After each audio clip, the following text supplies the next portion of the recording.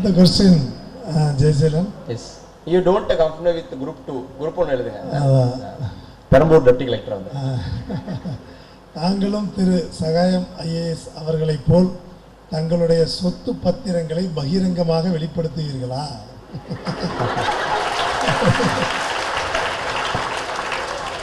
Actually okay, nice question. ஒரு சொத்தெல்லாம் எதுவும் இல்லை, அதனால் அதை வெளிப்படுத்த வேண்டிய அவசியம் இப்போதைக்கு இல்லை. தென் every government officer to our department, because already I am in government service, right?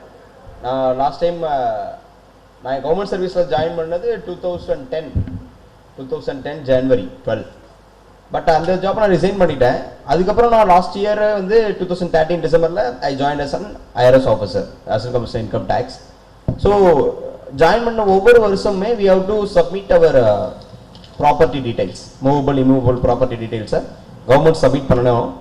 ஒரு 30,000 20,000க்கு மேலே ஏதாவது ஒரு பொருள் பர்ச்சேஸ் பண்ணணும்னா, now I bought this mobile phone 25,000 வச்சுக்கோங்க, I have to submit the details to the government. இது எப்பயுமே இருக்கும் எல்லா கவர்மெண்ட்டுமே, சரியா? பட் அதை ஓப்பனாக டிக்ளேர் பண்ண மாட்டாங்க, சரியா? ஸோ நம்மளுடைய இன்கம் ஸ்டேட்டஸ், வருமானத்துக்கு ஒரு டிஸ்ப்ரொபோர்ஷனேட் அசெட்ஸ், வருமானத்துக்கு அதிகமாக சொத்து சேர்த்தோம் அப்படின்னா கவர்மெண்ட் வில் வாட்ச், சரியா? So the vigilance, CBI, everyone will watch. So this is the mechanism already is there. But this thing, like Sahayam is asset case, is assets, assets openly. It's a welcomeable thing. ஏற்கனவே இப்போ ஜட்ஜஸ்லாம் கூட அந்த இதெல்லாம் தெரியும். But as of now, நான் என்னோட ஃப்ரெண்ட்ஸ்ட்டு அன்றைக்கி நான் சொல்லிட்டு இருக்கப்போ தான் what you are going to get out of this service. Already I explain you right. இந்த கவர்மெண்ட் இந்த இதை பொறுத்தவரை இப்போ நான் அக்ரிகல்ச்சர் படிச்சிருக்கேன், நான் ஒரு ப்ரைவேட்டாக ஒரு கம்பெனிக்கு வேலைக்கு போகிறேன்னு வச்சுக்கோங்க, சரியா? நான் அட் மேக்ஸ் எவ்வளோ ஒர்க் பண்ணாலும் நான் எவ்வளோ சம்பளம் வாங்குவோனோ அதை கவர்மெண்ட்டே கொடுத்துரும், சரிங்களா? இன் government job. In addition to that, நீங்கள் ஒரு பெரிய பிஸ்னஸ் பண்ணுறீங்கன்னு வச்சுக்கோங்க, அதுக்கு எவ்வளோ நீங்கள் ஹார்ட் ஒர்க் பண்ணணும், சரியா? அதில் ஆல்மோஸ்ட் நம்மளுக்கு என்ன வேணும் finally, if you want to service, எனக்கு கவர்மெண்ட்டில் சர்வீஸ் பண்ணணும், பீப்புளுக்கு சர்வீஸ் பண்ணணும். ஸோ அந்த வேலைக்கு வர்றப்ப அதுக்கு தேவையான எல்லா பெர்க்ஸுமே ஒரு பெர்க்யூசைட்ஸ் எல்லாம் கவர்மெண்ட் கொடுத்துருவாங்க, சரியா? ஸோ அதுக்கு மேலே அங்கே சம்பாதிக்கிறதுக்கு அவசியமே இல்லை. So this question itself, நீங்கள் என்ன மைண்டில் பின்னாடி வச்சுருக்கீங்க அப்படின்றத வச்சுட்டு நிறையா சம்பாதிப்பாங்க. If you are becoming an IAS officer, if you are becoming group 1 officer, group 2 officers, really believe me, இப்போ நீங்கள் ஒரு ப்ரைவேட் கம்பெனியில் போய் எவ்வளோ கஷ்டப்பட்டு ஒர்க் பண்ணால் என்ன சம்பளம் கிடைக்குமோ அதை காட்டிலும் நல்ல சம்பளமும் கவர்மெண்ட்லேயே கிடைக்கும், சரியா? அது போக எவ்வளவோ பெர்க்யூசைட்ஸ் கிடைக்குது. ஸோ அது மாதிரி ஒரு விஷயத்துக்கு போக வேண்டிய அவசியம் இல்லை. ரெண்டாவது, மோரோவர், நான் சாருக்கு நல்லா தெரியும், நானே சொன்ன மாதிரி I am coming from a very humble background. So இதுவே எனக்கு ஒரு பெரிய விஷயம் தான். அதில் வெளியிடுற அளவுக்கு எந்த சொத்தும் இல்லை, இனிமேல் இருக்க வாய்ப்பு இல்லைன்னு தான் நினைக்கிறேன். So this question has no relevance. Kodaikanal பக்கத்தில் கங்குவார்பட்டி அப்படிங்கிற ஒரு சிறிய கிராமத்திலேருந்து வந்தவர் தான் இந்த ஜெயசீலன். ஆனால் இன்றைக்கி இந்தியா ஃபுல்லாக தெரியக்கூடிய ஒரு புகழ்பெற்ற மனிதராக வந்திருக்காரு. ஸோ ஒரு சிறிய பின்னணி தான் அவர் சொல்கிற அந்த ஹம்பிள் பேக்ரவுண்டுங்கிறது கங்குவார்பட்டி தான், சரியா இல்லையா? ஸோ எங்கேருந்து வேணாலும் எப்படி வேணாலும் சாதிக்க முடியுங்கிறதுக்கு ஒரு எடுத்துக்காட்டு. அடுத்த கேள்வி ஜெயசீலன், ஒரு example TNPSC group 2 group 4 select ஆகி ஜாபில் ஜாயின் பண்ணி விட்டு நெக்ஸ்ட் எக்ஸாமுக்கு ட்ரை பண்ணலாமா? Wonderful question. இதுக்கு பதில் சொல்கிறதுக்கு முன்னாடி இதே கொஸ்டினை என்கிட்ட ஒரு வாரமாக கேட்டுட்டு இருக்காங்க ஒருத்தங்க, நம்ம ஸ்டூடெண்ட்டு. போஸ்டிங் வந்துருச்சு, டீச்சர் எலிஜிபிலிட்டி டெஸ்ட்ல நேம் வந்துருச்சு, டீச்சர் போஸ்ட் ஜாயின் பண்ணா அவங்க வந்தது குரூப் 1 குரூப் 2 படிக்க. பட் டீச்சர் பாஸ் பண்ணிட்டு என்ன சார் போஸ்டிங் போகலாமா, டேடி போக சொல்றாங்க, போனால் படிக்க முடியுமா, என்ன சார் ஏது சார்னு அவங்கள கூப்பிட்டுருவோம் மேடைக்கு. Miss Bhanupriya please. எனக்கு தெரியுமே, ஓகே ஓகே, மேத்ஸ் டீச்சர் தானே நீங்க? Maths teacher. Nice. I know her. முன்னாடி இங்க இருந்தாங்க, என் கிளாஸ்ல அட்டெண்ட் பண்ணிருக்காங்க. ஸோ இவங்களை நீங்க பார்த்துருப்பீங்க, இப்போ உங்களுக்கு மேத்ஸ் எடுத்துட்டு இருப்பாங்க. ஸோ ஜெயசீலன் மாதிரியே அவங்களோட குரோத்தும் இருக்கு. அடுத்து ஜெயசீலன் மாதிரி நின்று பேசுவீங்களா? இல்லை பேசுவீங்களா? நம்மள்கிட்ட படித்தாங்க, இப்போ டீச்சர் போஸ்ட் வாங்கியிருக்காங்க, உங்களுக்கு கிளாஸ் எடுத்துட்டும் இருக்காங்க. எப்படி ஜெயசீலனோட குரோத் மாடல் இருந்துச்சோ அதே மாதிரி இருக்கு. அடுத்து அதே உயரமும் இருக்காங்க நினைக்கிறேன். இல்லை ப்ளீஸ் ஒரு சின்ன உங்களுக்கு ஃபெலிசிட்டேஷன்.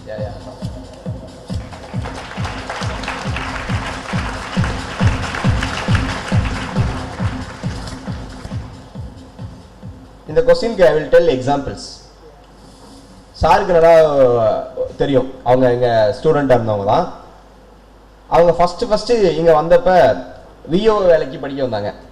சரியா, நான் அந்த ஸ்டோரி சொல்கிறேன், அதை யாருன்னு கண்டுபிடிச்சிருவார் சார். சரியா, விஓ படித்து ஒரு 2 இயர்ஸில் விஓ பாஸ் பண்ணி ஜாயின் பண்ணிட்டாங்க. அடுத்து அவங்க மறுபடியும் குரூப் 2 எழுதுனாங்க. அந்த குரூப் 2ல் ஆர்ஐ வந்தது, ஆர்ஐ போனாங்க. அடுத்த குரூப் 2 எழுதுனாங்க, ஏஎஸ்ஓ வந்தது, அசிஸ்டன்ட் செக்ஷன் ஆஃபீஸர், செக்ரட்டரியேட்ல போய் ஜாயின் பண்ணாங்க. அப்பயே குரூப் 1 எழுதுனாங்க. அந்த ஃபர்ஸ்ட் குரூப் 2 எழுதுறப்பயே இன்னொரு குரூப் 1 எழுதுனாங்க. இன்டர்வியூ போனாங்க, இன்டர்வியூல கிடைக்காம அப்புறம் அப்பதான் ஏஎஸ்ஓவும் வந்தது குரூப் 2, அதுல ஜாயின் பண்ணிட்டாங்க. மறுபடியும் அடுத்த குரூப் 1 எழுதி ரூரல் டெவலப்மெண்ட்ல அசிஸ்டன்ட் டைரக்டர் ஜாயின் பண்ணாங்க. அந்த வேலை வந்து அவங்க வந்து ட்ரைனிங் முடிச்சுட்டு கோயம்புத்தூர்ல போஸ்டிங்ஸ்ல இருந்தாங்க. அதுவும் ஏடி பஞ்சாயத்தாவே இருந்தாங்க. அப்பதான் வந்து ஃப்ரெஷ் எலெக்ஷன் வந்தது, local body elections. So AD பஞ்சாயத்துக்கு ஒரு டிஸ்ட்ரிக்ட்ல டோட்டல் எல்லா ரூரல் டெவலப்மெண்ட் பஞ்சாயத்துக்குலாம் அவங்க தான் இது. எலெக்ஷன்ஸ்ல எவ்வளோ டியூட்டி இருந்திருக்குன்னு உங்களுக்கு தெரியும். சரிங்களா, ஸோ அவங்க எலெக்ஷன்ஸ் டியூட்டி முடிச்சு கொஞ்ச நாள்ல குரூப் 1 மெயின்ஸ் வேற வருது, அதுக்கும் எழுதுனாங்க. அப்புறம் டெப்டி கலெக்டர் ஆயிட்டாங்க. மறுபடியும் கோயம்புத்தூர்ல டெப்டி கலெக்டராகவும் ஜாயின் பண்ணிட்டாங்க. சரியா, நர்மதா தேவி. சரியா, so why I am saying this சொல்லுங்க. அவங்க வந்து 4 இயர்ஸா ஒர்க் பண்ணிட்டே தான் இது பண்ணாங்க. ஸோ நான் பர்சனலாக என்ன ஃபீல் பண்றேன் அப்படின்னா, நீங்க ஒரு நல்ல வேலை போய் வந்து பேப்பர் 2 ஒரு கிடைச்சிடுச்சு அப்படின்னா நீங்க மேக்ஸிமம் ஜாயின் பண்ணலாம். சரிங்களா, மேக்ஸிமம் ஜாயின் பண்ணலாம். பண்ணிட்டு நல்லா படிக்கிறவங்களும் இருக்காங்க, இல்லாட்டினா ஒண்ணுமே படிக்காம போறவங்களும் இருப்பாங்க. எப்படி அந்த கேஸ் இதாகும் அப்படின்னா, ஐயோ நம்ம வேலைக்கு போறோம், நம்மளுக்கு வீக்லி 2 டேஸ் தான் ஃப்ரீயா இருக்கும். ஸோ அதில் எவ்வளவு நம்மளுடைய காம்படிட்டர்ஸ், நாளைக்கு நம்மளோட போட்டித் தேர்வு எழுத போறவங்க, நாளைக்கு நம்மளோட கம்பீட் பண்ண போறவங்க இந்த 5 நாளுமே படிக்கிறாங்க. அவங்க படிக்கிறது மிச்சம் 2 நாள்ல தான் படிக்கிறோம் அப்படின்ற அந்த டெடிகேஷன் அவங்களுக்கு இருக்கும். சரி, அப்பயும் நல்லா படிப்பாங்க. இல்ல ரெண்டாவது, இல்ல நம்ம வேலைக்கு போறோம், ஐயோ சனிக்கிழமை ஆபீஸ் ஒர்க் அப்படின்னு நெகட்டிவா காம்ப்ரமைஸ் பண்ணிக்குவாங்க. நீங்க நெகட்டிவா காம்ப்ரமைஸ் பண்ணிக்காதீங்க, பாசிட்டிவா எடுத்துட்டீங்கன்னு வச்சுக்கோங்க, டெஃபினட்டா சர்வீஸ் வாங்கலாம். நான் உங்களுக்கு இன்னொரு எக்ஸாம்பிள் சொல்றேன். என் கூட ஐஏஎஸ் பாஸ் பண்ண ஒருத்தன், சரியா, பிராங்க் நோபல் அப்படின்னு சொல்லிட்டு, அவர் இப்போ மத்திய பிரதேசத்தில் சப் கலெக்டர் இருக்கார். லாஸ்ட் இயர் நான் ஐஆர்எஸ் வாங்கினப்ப அவர் ஐஏஎஸ் வாங்கினார். அவர் வந்து ஒரு புகழ்பெற்ற ஒரு தனியார் ஒரு சாஃப்ட்வேர் கம்பெனியில் ஒர்க் பண்ணிட்டு இருந்தார். சென்னையிலேயே 3 lakhs சம்பளம் வாங்கிட்டு இருந்தார். நல்ல ஒரு இது சாஃப்ட்வேர் இன்ஜினியர். அவர் சென்னையிலேயே 3 lakhs வாங்கிட்டு இருந்தார் மந்த்லி. அவர் வந்து சிவில் சர்வீஸ் படிக்கணும், ஸோ அந்த ஜாப் சாட்டிஸ்ஃபேக்ஷன் அவருக்கு இல்லை. ஐ வாண்ட் டு, இப்போ வாங்குற சம்பளத்தில் 20% கூட வாங்குறது இல்லை ஐஏஎஸ் ஆகிட்டு. நான் ஹீஸ் சப் கலெக்டர் மத்திய பிரதேசில். அவன் வந்து இன்டர்வியூ போறதுக்கு முன்னாடி அவன் டெய்லியும் ஆஃபீஸ் போயிட்டே தான். அவன் ஆஃபீஸ்ல யாருக்குமே தெரியாது அவன் ஐஏஎஸ் எழுத போறான் அப்படின்னு. ரிசைன் லெட்டர் சப்மிட் பண்றான். எல்லாருக்கும் ஒரே ஆச்சரியம், இவ்வளவு சம்பளம் வாங்குறான், டீம் லீடர் வேற இருக்கான், இவன் போய் எதுக்கு வந்து ரிசைன் லெட்டர் சப்மிட் பண்ண போறான், இது வேற கம்பெனிக்கு ஆஃபரா இருக்கும் போல அப்படின்னு, வேற கம்பெனிக்கு போறாங்க போல, இதை காட்டிலும் பெரிய கம்பெனிக்கு நல்ல சம்பளத்துக்கு அப்படின்னு நினைக்கிறப்ப தான் தெரியும் அவர் ஐஏஎஸ் பாஸ் பண்ணியிருக்காரு அப்படின்னு.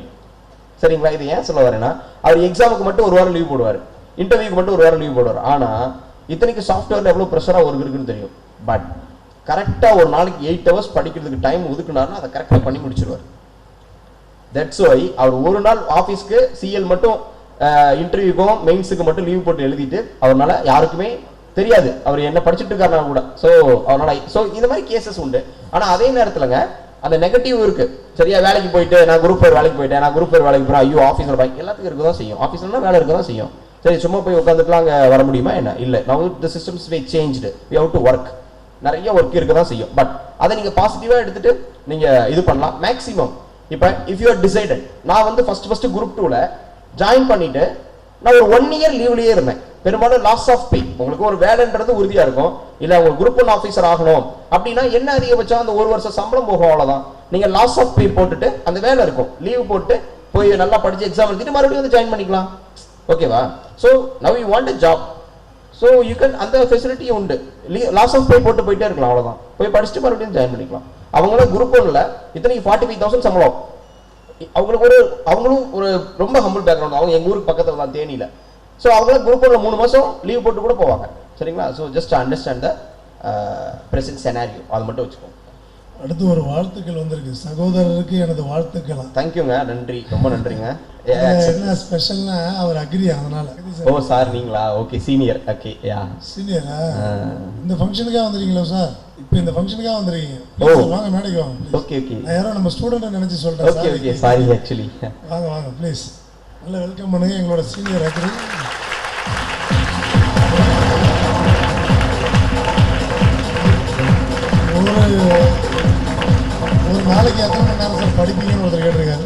அதுக்கு சொல்லிடுறேன். ஒரு நாளைக்கு எத்தனை மணி நேரம் படிக்கிறதுனா, நான் ஃபர்ஸ்டே சொன்னது மாதிரி தான். ஒரு வேலை நீங்கள் ஒரு நாளைக்கு 16 மணி நேரம் படிங்க அப்படின்னா யாருனாலையும் படிக்க முடியுமா என்ன? சார் வாங்க, வெல்கம் சார். ஓகே, வேளாண்மை துறையினுடைய துணை இயக்குனர், மாவட்ட துணை இயக்குனர் இருக்காரு.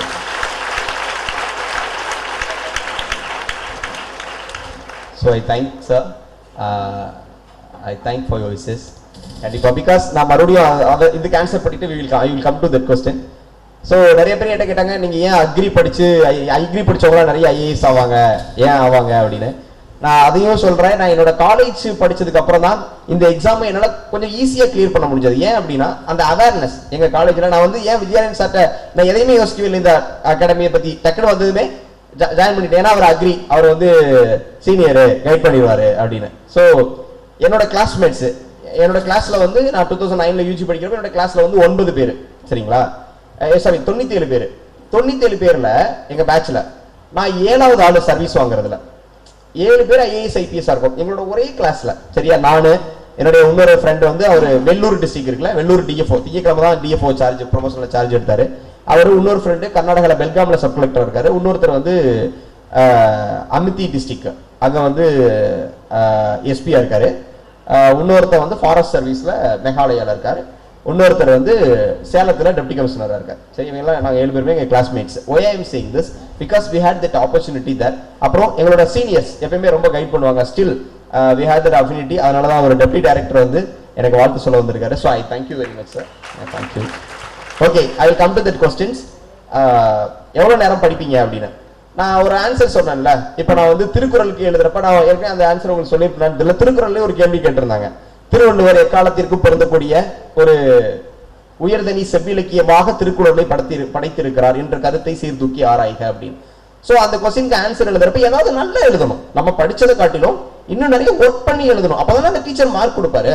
எல்லாருமே படிக்கிறவங்க இன்னும் நல்லா படிக்கிறாங்க அப்படின்னு தான் அவங்க அதுக்கு ரெகக்னைசேஷன் பண்ணுவாங்க. அது மார்க்கா வெளிப்படும், அது நம்மளுக்கு சர்வீஸா வரும்.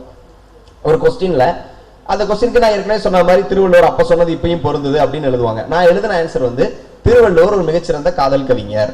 அவரை போன்று யாரும் காதல் கடிதங்கள்லாம் எழுதவே முடியாது. அவர் வந்து ஒரு காதல் கவிதை எழுதியிருப்பாரு, திருக்குறளை தான். மாதர் முகம் போல் ஒளிவிட வல்லையில் காதலை வாலிமதி அப்படின்னு. அப்படின்னா என்ன அர்த்தம்னா, நிலவே உன்னை பார்த்து எனக்கு பெருசா காதல் இல்லை. ஏன் காதல் இல்லைன்னா, என்னுடைய காதலி மாதிரி தினந்தோறும் ஒரு வட்ட முகமா அழகா இல்லை, ஒரு நாள் தேயிற ஒரு நாள் வளர்ற. சோ அதனால உன் மேல எனக்கு ஒரு பெரிய அஃபினிட்டி கிடையாது. மாதர் முகம் போல் ஒளிவிட வல்லையில் காதலை வாலிமதி அப்படின்னு ஒரு திருக்குறள், சரிங்களா. சோ இதை வந்து அப்ப சொன்னது இப்ப வரையும் பொருந்துதா அப்படின்னு எழுதணும். இந்த எப்பவுமே இந்த ஆந்த்ரோபாலஜிக்கல் ஸ்டடீஸ்ன்னு சொல்லுவாங்க, மானுடவியல்ல இந்த காதல் உணர்வுகள் மட்டும் ஒரு சமூகத்துல குறிப்பிட்ட கால இடைவெளிக்கு இடையில மாறிக்கிட்டே இருக்கும், சரிங்களா. அதனுடைய மாறிக்கிட்டே இருக்கும். திருவள்ளுவர் எழுதின கவிதை இப்ப சொசைட்டில ரெலவன்ஸா இருக்கா? ஒரு சினிமா பாட்டு இருக்கும், நாளும் நிலவது தேயுது மறையுது நங்கை முகம் என யார் இதை சொன்னது, இதழில் கதை எழுதும் நேரம் இது அப்படின்ற பாட்டுல இருக்கும். இதழில் கதை எழுதும் நேரம் இது, நாளும் நிலவது தேயுது மறையுது நங்கை முகம் என யார் இதை சொன்னது. இந்த பாட்டை தான் எழுதினேன். அப்ப எழுதுன ஒரு காதல் கவிதை, அதே பொருள் தானே இது. ஒரு சொசைட்டில அதே இப்ப வரையும் அந்த பாட்டு ஒரு சக்சஸான பாட்டு இருக்கலாம், அந்த சொசைட்டி ஸ்டில் இதை நம்புதுன்னு அர்த்தம். சோ திருவள்ளுவர் சொன்ன அதே கருத்துக்கள் தான் ஒரு உளவியல் விஞ்ஞானி 2500 வருஷத்துக்கும் காலம் கடந்து நிற்கிறது அப்படின்னா அவருடைய கருத்துக்கள் எக்காலத்திற்கும் பொருந்தக்கூடியதுதான். அப்படியே அந்த ஆன்சர் அந்த பேப்பர்ல எனக்கு நல்ல மார்க் வந்திருந்தது. தமிழ் பேப்பர்ல என்னுடைய தமிழ் லிட்டரேச்சர் ஆப்ஷன்ல நான் நல்ல 240. என்னோட ஆப்ஷனல் மற்ற ஆப்ஷனல் பேப்பர்ல யாருமே வாங்கல. சரி, ஏன்னு சொல்ல வரேன்னா, இது வந்து சும்மா ஜஸ்ட் லைக் தட் எனக்கு உட்காந்து உடனே எழுதல. எவ்வளவு நேரம் இந்த இதுக்கு நான் ஒவ்வொரு சிலபஸும் படிக்கிறப்ப இதுக்கு என்னன்னால எக்ஸ்ட்ரா வெளியில இருந்து எழுத முடியும் அப்படின்னு நான் இந்த திருக்குறள் இந்த ஏரியாவை நான் படிச்சுட்டு எழுதுறப்ப ஒரு நாள் மணி 4:30 காலையில நைட் ஆரம்பிச்சு 4:30க்கு தான் இந்த ஏரியாவுக்கு நான் எல்லாம் கலெக்ட் பண்ணி முடிக்கிறேன். இதெல்லாம் இப்படி எழுதணும், இப்படி கொஸ்டின் கேட்டா இதுக்கு இப்படி எழுதணும், இதை வந்து ஒர்க் பண்ணி முடிக்கிறப்ப நல்லா ஞாபகம் இருக்கு. எனக்கு ஒரு 4:30 மறுபடியும் போய் ஒரு டீ கடை 4:30க்கு திறக்கும் சென்னை பக்கம், எங்க ரூம் பக்கத்துல போய் டீ குடிச்சிட்டு வந்து படுத்துட்டேன். சரியா? சோ ஒரு விஷயத்துல ஆர்வமா பண்ணணும், நம்ம அதுல சர்வீஸ் வாங்கணும், அதுதான் நம்மளுக்கு சோறு போட போகுது. வேற வேலையே இல்லை, வேற பொழப்பே நம்மளுக்கு இல்லை அப்படின்னு முடிவு பண்ணிட்டேன்னு வச்சுக்கோங்க, எவ்வளவு நேரம் வேணாலும் ஒர்க் பண்ணலாங்க. சரியா? நீங்க ஆரம்பத்துல தாங்க இந்த கொஸ்டின் வரும், எவ்வளவு நேரம் சார் படிக்கிறது, எவ்வளவு நேரம் சார் படிக்கிறது, எவ்வளவு நேரம் சார் படிக்கிறது அப்படின்றது. பட் இருந்தாலும் ஸ்டில் நீங்க அப்படி ஒரு இது வச்சுக்கிட்டீங்கன்னா மினிமம் ஒரு 6 hours படிக்கணும். Minimum, underline the word minimum. சரியா? சோ அப்ப ஓரளவுக்கு கவர் பண்ண முடியும். பட் அது பெயினா இருக்கிற மாதிரி தெரியும், ஒரு இல்யூஷன் தான். ஒரு கட்டத்துக்கு மேல நீங்க படிக்க ஆரம்பிச்சுட்டு படிக்கிற மெத்தட் இதுதான். ஒரு டைம் படிச்சாலே பாதி ஞாபகத்துக்கு வரும், இன்னொரு டைம் ரிவைஸ் பண்ணிட்டு ஒரு டெஸ்ட் எழுதிட்டு ஒரு ரிவைஸ் பண்ணா 100% மனசுல பதிஞ்சிரும். ஸோ அதுக்கு நீங்க தொடர்ந்து படிச்சுட்டே இருக்கணும் சரிங்களா. ஸோ அந்த ப்ராப்பர் ஸ்டடி, கிளாஸ்க்கு வர்றது, அட்டன் பண்றது, ரிவிஷன், மறுபடியும் படிக்கிறது, டெஸ்ட் எழுதுறது, இது மட்டும் ரெகுலரா பண்ணீங்கன்னாவே போதுங்க. இதுக்கு எவ்வளவு நேரம் படிக்கணும்? At least minimum 6 hours தேவைப்படும்ல. பட் நீங்க நல்ல இவர் அப்ரிஷியேட் ஆக்சுவலி ஒரு குரூப் 4 எக்ஸாம்ல 12 லட்சம் பேர் எழுதுறாங்க. ஐஏஎஸ் எக்ஸாம் கூட வருஷத்துக்கு 8 லட்சம் பேர் தான் எழுதுறாங்க. குரூப் 4 எக்ஸாம் 12 லட்சம் பேர் எழுதுறாங்க. அது ஒரு 47th ரேங்க் வாங்கிக்கிறது really appreciable thing, really appreciable. அதனால தான் நான் சொன்னேன் really has the talent. நீங்க வந்து don't stop your victory with group 4. கண்டிப்பா போங்க. குரூப் 4ல இருந்தவங்க எவ்வளவோ பேர் வந்து எங்க பேட்ச்ல, எங்க குரூப் 1 சர்வீஸ் பேட்ச்ல எடுத்துட்டீங்கன்னா முத்துக்குமார் சார் எல்லாருமே குரூப் 4ல, குரூப் 2ல, அப்புறம் குரூப் 1 அப்படியே இருந்துட்டு தான் அந்த சர்வீஸ் வந்திருப்பாங்க. So don't confine your victory. டெஃபினட்டா நீங்க பெரம்பூருக்கு ஆர்டிஓவா வரணும் சரிங்களா. That's my wish actually. அப்புறம் மினிமம் இதுதாங்க. இந்த exam it's a competitive exam. வருஷத்துல கண்டிப்பா 5000 பேருக்கு குரூப் 2 வேலை இருக்கு சரியா. அவர் சொன்ன மாதிரி 10,000 பேருக்கு கூட நீங்க குரூப் 4ல வெயிட்டிங் லிஸ்ட்ல வேலை வந்துரும் சரியா. குரூப் 4ல 10,000 பேருக்கு கூட உங்களுக்கு வேலை இருக்கு அப்படின்னா நீங்க இந்த எக்ஸாமுக்கு நீங்க ரொம்ப பயந்துக்கிடாதீங்க. எவ்வளவு பேர் படிக்கிறாங்க, எத்தனையோ இடம் இருக்கு, இன்ஸ்டிடியூட் இருக்கு. நோ, இந்த அவங்க எல்லாமே 8 லட்சம் பேருமே போட்டியாளர்கள் தான், அப்ளிகன்ஸ் தான், போட்டியாளர்கள் கிடையாது, விண்ணப்பதாரர்கள். 12 லட்சம் பேர் எழுதுறாங்கன்னா 12 லட்சம் பேர் விண்ணப்பம் போட்டிருப்பாங்க. பட் உண்மையான போட்டியாளர்கள் அப்படின்றது பாத்தீங்கன்னா மேக்ஸிமம் 10,000 போஸ்டிங் இருந்துச்சுன்னு வச்சுக்கோங்க, மேக்ஸிமம் ஒரு 60,000 இருக்கும், அவ்வளவுதான், அதுக்கு மேல இருக்காது. ஸோ கொஞ்சமா நீங்க, அதாவது நீங்க இந்த குரூப் எடுத்துக்கோங்க. அவர் சொன்னார் நீங்க எல்லாருமே மேடைக்கு வரணும்னு. நான் ரியல் ட்ரூத் சொல்றேன், எல்லாருமே கண்டிப்பா அடுத்த வருஷம் மேடைக்கு வர மாட்டாங்க. ரியல் ட்ரூத் அதுதான். பட் இதுல இருக்கிற ஒரு 300 பேர் தான் அடுத்த வருஷம் குரூப் 4 பாஸ் பண்ணுவாங்க. அதான உண்மை, ரியல் ட்ரூத் அதான் சரியா. இதுல இருக்கிறவங்க ஒரு 100 பேர் தான் அடுத்த வருஷம் குரூப் 2 பாஸ் பண்ணுவாங்க. இதில் இருக்கிற ஒரு 200 பேர் குரூப் 2 பாஸ் பண்ணுவாங்க. இதில் இருக்கிறவங்க தான் ஒரு 50 பேர் குரூப் 1 பாஸ் பண்ணுவாங்க. பட் எல்லாம் உங்க பக்கத்துல இருக்கவங்க தானே. இப்பயும் உங்களை மாதிரி படிக்கல, படிச்சா மறந்து போயிடுது, எனக்கு என்ன படிக்கிறதுன்னு தெரியல, எவ்வளவு நேரம் படிக்கணும், அதே கொஸ்டின் தான் எல்லா மைண்ட்லயும் இருக்கும். அதுதான் உண்மை சரியா, அதுதான் உண்மை. பொறியின்மை யாருக்கும் பழி என்று திருவள்ளுவர் சொல்றாரு. குரூப் 2 எக்ஸாமுக்கு படிக்கிறப்ப எப்படி படிக்கணும், அது ஆரம்பத்துல எப்படி படிச்சா என்னென்ன பிரச்சனைகள் வரும் என்று திருவள்ளுவர் ரொம்ப கிளியரா சொல்லியிருப்பார். பொறியின்மை யாருக்கும் பழி என்று, ஆனால் அறிவு அறிந்து சரியா. கிளாஸ்ல படிக்கிறோம், ஒழுங்கா படிக்கிறது இல்ல, டிராவல்லயே ஒரு 2 hours போயிடுது, அப்ப கூட நம்ம ஏதாவது பாக்குறது இல்ல, கிளாஸ்க்கு திடீர் கிளாஸ்க்கு மட்டும் வர்றோம் அவ்வளவுதான், மறுபடியும் புக் எடுத்துட்டு போனா மறுபடியும் கிளாஸ்க்கு வந்தா ஓபன் பண்றோம். அது பண்றது தப்பு தான், அது நம்மளுக்கும் தெரியும். ஆனால் அதை அறிந்து, அறிவறிந்து ஆழ்வின்மையின்மை பழி, நாளைக்கு குரூப் 2 வேலை வரல அப்படின்னா இதை அறிஞ்சு இதை ஒர்க் பண்ணணும். காம்படிஷன்ஸ் இவ்வளவுதான் இருக்கு, நம்ம கூட இருக்கவங்க நம்மளை காட்டிலும் படிக்கிறாங்க. கிளாஸ் இருந்தீங்களா, எதுல பிரைவேட் ஒர்க் பண்ணிட்டு இருந்திருப்பீங்க, ஓகே ஃபைன். அவங்களுக்கு ஒரு நிமிஷம், இவங்க படிக்கிறதுக்கு நம்ம பக்கத்து வீட்டிலே தங்கியிருக்காங்க தெரியுதா. நம்ம இன்ஸ்டியூட் இருக்குல்ல, அதுக்கு பக்கத்து வீட்டிலே வாடகை பிடிச்சி தங்கி படிச்சு இப்போ பாஸ் பண்ணி காட்டிட்டாங்க. அந்த அளவுக்கு ஒரு டெடிகேஷன் இருந்தா தானே ஈஸி. அவ்வளவுதாங்க, இதாங்க டெடிகேஷனோட படிச்சா அவங்களோட ஸ்டேட்டஸ் இப்ப மாறணும் தெரியுமா சார். சிக்கன் அவங்க அட்டஸ்டட் போடுவாங்க கிரீன் இங்க்ல, சிக்கன் சைன் சரியா. இனிமேல் அவங்க பேனா மாத்திடுவாங்க, கிரீன் தான் வாங்குவாங்க சரியா. why I am saying this, இந்த வேலையில அப்படியே நம்மள மாத்திரும். Civil get around 25 plus salary. அவங்க பிஜி முடிச்சுட்டு அடுத்த ஒரு எக்ஸாம் எழுதுனாங்கன்னா சிவில் பிஜி அசிஸ்டன்ட், இன்னொரு 10 yearsல இன்னொரு எக்ஸாம் எழுதுனா டியூ ஆயிடுவாங்க சரிங்களா. Really, why I am saying this type of dedication, this type of work will change your generation. இந்த கல்வி, இந்த தேர்விற்கான தயாரிப்பு என்பது உங்களுடைய தலைமுறையை மாற்றக்கூடிய வல்லமை படைத்தது. அதை நல்லா படிச்சுக்கோங்க. ஓகே சார், அடுத்து என்ன கொஸ்டின்? இது இன்டர்வியூ எக்ஸ்பீரியன்ஸா? ஓகே, என்னோட இன்டர்வியூ எக்ஸ்பீரியன்ஸ் வந்து விஜயநாராயணன் சார் கிளாஸை காட்டிலும் கொஞ்சம் கூலா தான் இருக்கும் சரியா. அவ்வளோ அந்த அளவுக்கு ஒன்றும் டஃப்பாலாம் இருக்காது. Interview was very good.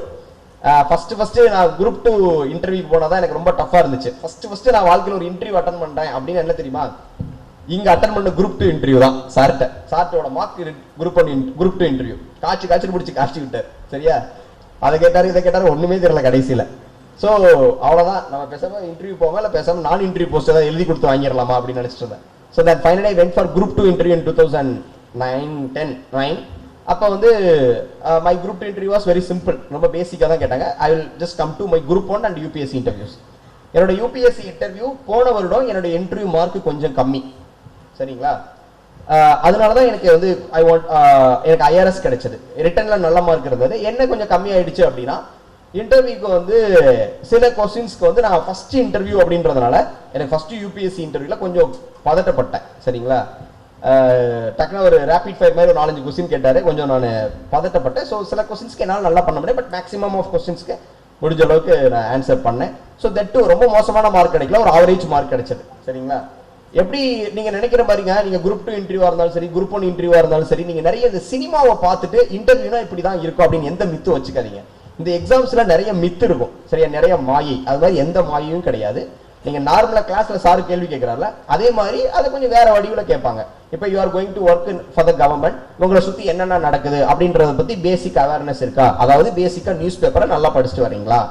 பேசிக்கா சப்ஜெக்ட் பத்தி இருக்கா? சரியா? இப்போ இன்டர்வியூல எல்லாரும் நான் ஏற்கனவே சொன்ன மாதிரி தான், நீங்க இங்க இருக்க 300 பேர்ல அடுத்த வருஷம் சர்வீஸ் வாங்குவீங்கன்னா அதுல ஒரு பாதி பேர் இன்டர்வியூ போவாங்களே. உங்களுக்கு இன்டர்வியூ போய் சர்வீஸ் வாங்கிட்டு வர்றவங்க வந்து ஏதோ பெரிய செவ்வாய் கிரகத்துல இருந்து குதிச்சவங்களா? நம்ம பக்கத்துல உட்காந்துருக்கவங்க தானே. ஸோ அவங்க அது மாதிரி எல்லாருமே தான் அப்படியே தான் இருப்பாங்க. சரி, அவங்க எப்படி அவங்களுடைய டேலண்ட்டை பாக்குறது, அவங்களுடைய நேச்சர் டுவார்ட்ஸ் த ஒர்க், இந்த ஒர்க்குக்கு எவ்வளவு பொருத்தமா இருக்கு அப்படின்றத செர்ச் பண்றதா தான் இருக்கும். ஸோ நீங்க அதை பத்தி ஒண்ணுமே ஒரி பண்ணிக்காதீங்க, ரொம்ப சிம்பிளா தான் இருக்கும். என்னுடைய குரூப் யூபிஎஸ்சி இன்டர்வியூல இந்த வருஷம் எனக்கு ஃபர்ஸ்ட் கொஸ்டின் வந்து, நான் அக்ரிகல்ச்சர் கிராஜுவேட்ன்றதுனால சில பேசிக்கா பெஸ்ட் அண்ட் டிசீஸ் அதை பத்தி கேட்டாங்க. ரெண்டாவது கொஸ்டின் என்னுடைய பேப்பரை பார்த்துட்டு, யூ ஆர் ஃப்ரம் மதுரை, நீங்க மதுரையில இருக்கீங்க, ஐ மீன் மதுரை ஏரியால இருந்து you have studied your college in Madurai. அன்னைக்கு நான் இன்டர்வியூ போற அன்னைக்கு தான், நான் அது பெரும்பாலும் எந்த இன்டர்வியூ போனாலும் இந்தியாவில் இருக்க எல்லா பிரச்சனையுமே அன்னைக்கு தான் எல்லாமே ஒன்னா நடக்கும். சரிங்களா? அது ஏன்னே தெரியல. அதை நான் குரூப் 2 இன்டர்வியூக்கு குரூப் 1 இன்டர்வியூக்கு போன அன்னைக்கு தான் வந்து பிரசிடென்ட் ஆஃப் இந்தியா ஒரு ஆர்டினன்ஸ் போட்டிருந்தாரு. இந்த மாதிரி இந்த ரேப் கேஸ் இதெல்லாம் இது பண்ணவங்களுக்கு தூக்கு தண்டனை கொடுக்கணும் அப்படின்னு ஒரு இது பண்ணியிருந்தாங்க. ஸோ அதை பத்தி என்கிட்ட கொஸ்டின் கேட்டாங்க. சரிங்களா? அந்த கொஸ்டின் கேட்டவங்க வந்து ஒரு டிஜிபி, ஒரு போலீஸ் டிஜிபி மேடம் கேட்டாங்க. ஸோ அந்த மேடம் வந்து இந்த இதுக்கு நீங்க தூக்கு தண்டனை கொடுக்கணும்னு சொல்றாங்க, இந்த மாதிரி ஒரு ரேரஸ்ட் ஆஃப் ரேர் கேஸ், ஒரு வந்து கொடூரமான கொலை, கொடூரமான குற்றத்திற்கு தூக்கு தண்டனை கொடுக்கணும்னு சொல்றாங்க, நீங்க கொடுக்கணும்னு விரும்புறீங்களா? I mean what is your opinion அப்படின்னு கேட்டாங்க. நான் பொலைட்டா, இல்லை madam, I'm not agree with this statement. I'm not for on this ordinance. இந்த அவசர சட்டத்தில் எனக்கு உடன்பாடு கிடையாது அப்படின்னு நான் சொன்னேன். ஸோ அவங்க வந்து ஒய், அப்போ அவங்களெல்லாம் வந்து ஜெயிலில் வச்சு பாதுகாக்கணுமா அப்படின்னா, எஸ் மேடம், அவங்கள வச்சு பாதுகாக்க தான் செய்யணும் அப்படின்னு ரொம்ப பொலைட்டாக சொன்னேன். சரிங்களா? அவங்க அதுக்கு கேட்டாங்க ஒய் அப்படின்னு. அப்போதான் வந்து சார் ஒரு காந்தியன் ஃபாலோவர், காந்தியுடைய கொள்கைகள் அவருக்கு ரொம்ப பிடிக்கும். அந்த இதில் கூட நான் அவர் ஒரு காந்தி சிலை அதை நான் கொடுத்தது அவருக்கு. சரியா? அந்த ஃபோட்டோவில் இருக்கு பார்த்தீங்களா, குரூப் 1 பாராட்டு விழால அவருக்கு காந்தியன் பிலாசபில ரொம்ப இன்ட்ரெஸ்ட். அதுக்கப்புறம் நான் காந்தியன் பிலாசபிலாம் படிக்கிறப்ப எனக்கும் காந்தியன் பிலாசபில ரொம்ப ஆர்வம் வந்தது. நான் அவங்களுக்கு காந்தியன் பிலாசபியை பத்தி ஒரு 2 கோட் சொன்னேன். காந்தி வந்து ஒரு உயிரை எடுக்கிறத பத்தி, உயிருக்கு வந்து தீங்கு விளைவிக்கிறத பத்தி, உயிர் தீங்கு விளைவிக்கிறத துன்பப்படுத்துறத பத்தி ஒரு பிலாசபி சொல்லியிருப்பார். அதை சொல்லிட்டு அதை உலகத்துல மற்ற நாடுகள் எப்படி ஃபாலோ பண்றாங்க, அப்புறம் அம்னஸ்டி இன்டர்நேஷனல்